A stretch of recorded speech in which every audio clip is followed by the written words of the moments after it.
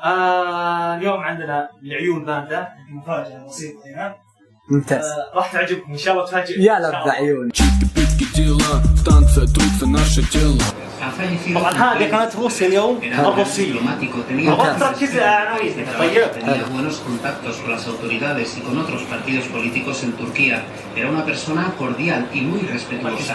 Lo conozco de primera persona. الله على بنيسك، بث مباشر هذا، بث مباشر. الله يقطع بنيسك والله. والله انك بطل قسم بالله. لا لبيسه. شو Ты не понимаешь, как от меня отойти. Я же тебе не Джек Дэниелс. В голове до сих пор играет клубный тип. الآن مثل ما شايف في الكلام هذا حلو. طالع قدام مذيع طبعا باللغة الروسية، نعدل على الكلام هذا وراح نشوف كيف يصل. طيب. ممتاز. عدل طول الصوت طول الصوت. طيب.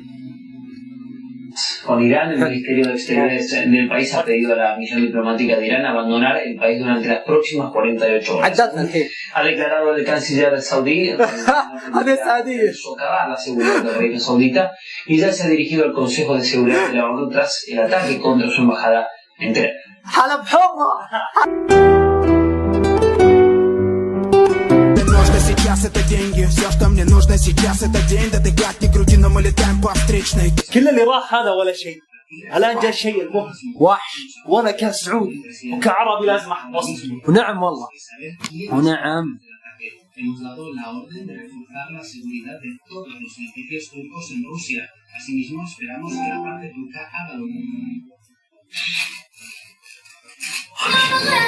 الله عليه. الله عليه والله انك وحش، قسم بالله انك وحش. ما شاء الله عليك، لا اله الا الله. اذكر والله يا جماعه، ما شاء الله ما شاء الله.